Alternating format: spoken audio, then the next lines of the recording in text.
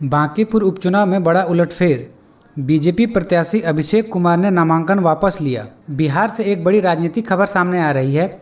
पटना की high profile Bankipur विधानसभा उपचुनाव में बड़ा उलटफेर हुआ है। भाजपा प्रत्याशी अभिषेक कुमार ने अपना नामांकन वापस ले लिया है। खास बात यह है कि उन्होंने गुरुवार को ही नामांकन दाखिल किया था और चुनाव प्रचार की तैयारी भी शुरू कर दी थी, लेकिन एक दिन बाद ही यह अप्रत्याशित फैसला आ गया। अभिषेक कुमार ने पारिवारिक कारणों का हवाला देते हुए भाजपा प्रदेश अध्यक्ष संजय सरावगी को पत्र लिखकर इसकी जानकारी दी। अब पार्टी के भीतर नए उम्मीदवार को लेकर अटकलों का दौर तेज हो गया है और बांकीपुर सीट का मुकाबला पहले से कहीं ज़्यादा दिलचस्प हो गया है। पटना मौसम विभाग का 17 जिलों में अलर्ट। मुजफ्फरपुर दरभंगा में होगी तेज बारिश। बिहार में मानसून के चलते हो रही बारिश से लोगों को गर्मी से राहत मिल गई है। इसी बीच पटना मौसम विज्ञान केंद्र ने बिहार के 17 जिलों में तेज बारिश, आंधी तूफान को लेकर अलर्ट जारी किया है। मौसम विभाग के मुताबिक बिहार के 4 जिलों पूर्वी चंपारण, पश्चिमी चंपारण, मुजफ्फरपुर और दरभंगा में भारी बारिश होने का प्रबल संभावना है। मौसम विभाग ने लोगों से सतर्क रहने और खराब मौसम के दौरान आवश्यक सावधानी बरतने की अपील की है। मौसम विभाग के अनुसार पश्चिमी चंपारण, पूर्वी चंपारण, गोपालगंज, सिवान, सारण, सीतामढ़ी, शिवहर, मुजफ्फरपुर, वैशाली, समस्तीपुर, दरभंगा और मधुबनी इन जिलों में तेज बारिश होने की संभावना है। इस दौरान 30 से 40 किलोमीटर की रफ्तार से तेज हवा चलने की भी संभावना है।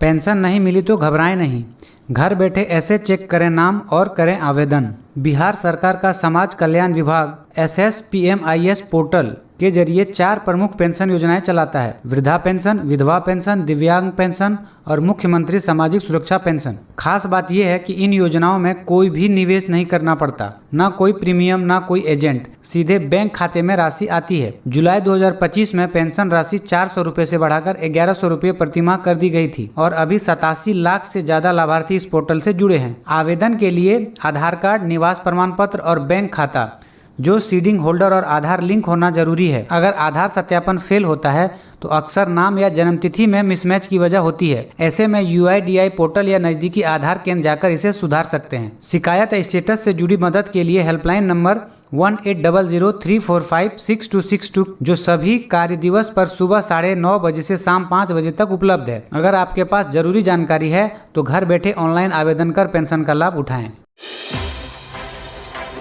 CM सम्राट चौधरी ने क्यों बुलाई NDA की बैठक, सामने आया सरकार का पूरा एजेंडा। बांकीपुर उपचुनाव की तैयारी के बीच मुख्यमंत्री सम्राट चौधरी ने आज लोक सेवक आवास पर NDA की अहम बैठक बुलाई है, जिसमें गठबंधन के सभी 5 घटक दल शामिल होंगे। JDU सांसद संजय झा के मुताबिक बैठक में सभी 5 दलों के जिलाध्यक्ष, वरिष्ठ नेता, मुख्यमंत्री और बिहार सरकार के मंत्री मौजूद रहेंगे। बैठक का मकसद हर जिले और ब्लॉक स्तर पर NDA के बीच समन्वय बनाना और सभी जिलों से फीडबैक लेना है। JDU के मुख्य प्रवक्ता नीरज कुमार ने बैठक में पूर्व मुख्यमंत्री और JDU सांसद नीतीश कुमार की मौजूदगी को खास बताया और कहा कि सरकार आगे 7 निश्चय 3 के रोडमैप पर काम करेगी। पार्टी नेताओं का कहना है कि पहली बार जिला स्तर के संगठनात्मक नेतृत्व का मुख्यमंत्री से सीधा संवाद हो रहा है।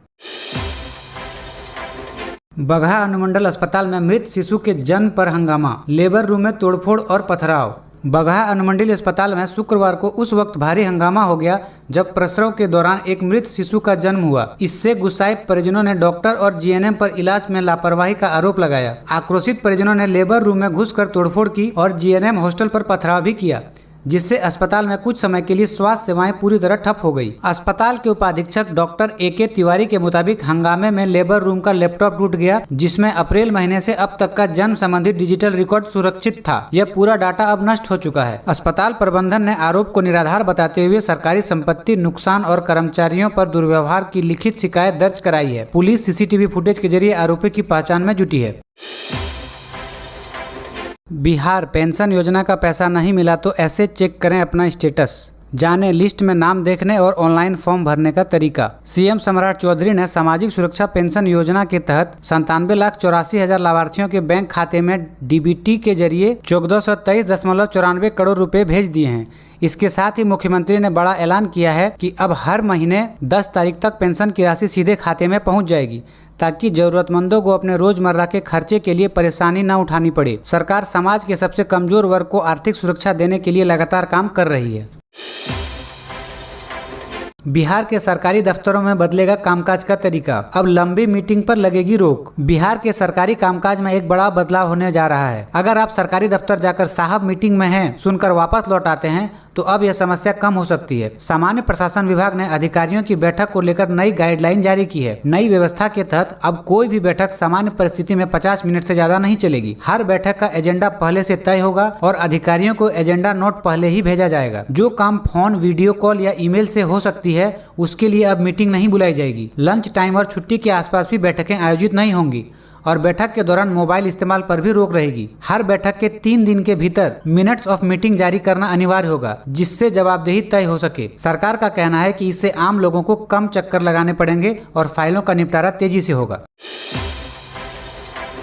उद्घाटन से पहले ही 91 करोड़ की सड़क पहली बारिश में बन गई तालाब। बेतिया से एक हैरान करने वाला खबर सामने आया है। शहर की बहुप्रतीक्षित 91 करोड़ रुपए की पथरी घाट GMCH बरबत सेन 4 लेन सड़क का निर्माण अभी पूरा भी नहीं हुआ था, उद्घाटन भी बाकी है, लेकिन पहले ही बारिश ने इस परियोजना की पोल खोल दी। शुक्रवार को हुई बारिश के बाद सरकारी मेडिकल कॉलेज और अस्पताल यानी GMCH के मुख्य प्रवेश द्वार पर पानी भर गया और सड़क का एक हिस्सा तालाब जैसा नजर आने लगा। GMCH जिले का सबसे बड़ा सरकारी अस्पताल है, जहां हर दिन बड़ी संख्या में मरीज पहुंचते हैं। जल जमाव की वजह से मरीजों, परिजनों, मेडिकल छात्रों और कर्मचारियों को भारी परेशानी झेलनी पड़ी। पैदल आने वाले को पानी से होकर गुजरना पड़ा और एम्बुलेंस की आवाजाही भी प्रभावित हुई। स्थानीय लोगों का कहना है कि निर्माण अभी अंतिम चरण में है, फिर भी पहली बारिश में ही जल निकासी व्यवस्था की खामियां उजागर हो गई। बिहार की नई टोल नीति लागू, बिना टैक्स दिए भागे तो लगेगा दोगुना जुर्माना, ब्लॉक हो जाएंगे गाड़ी के कागज। बिहार में गाड़ी चलाने वालों के लिए एक जरूरी खबर, राज्य सरकार ने नई टोल टैक्स नीति लागू कर दी है। पथ निर्माण विभाग ने बिहार पथ उपयोगकर्ता शुल्क नियमावली 2026 की अधिसूचना जारी करते हुए इसे प्रभावी कर दिया है। अब स्टेट हाईवे, बड़े पुल, बाईपास और सुरंगों से गुजरने पर वाहन चालकों को टोल टैक्स देना होगा।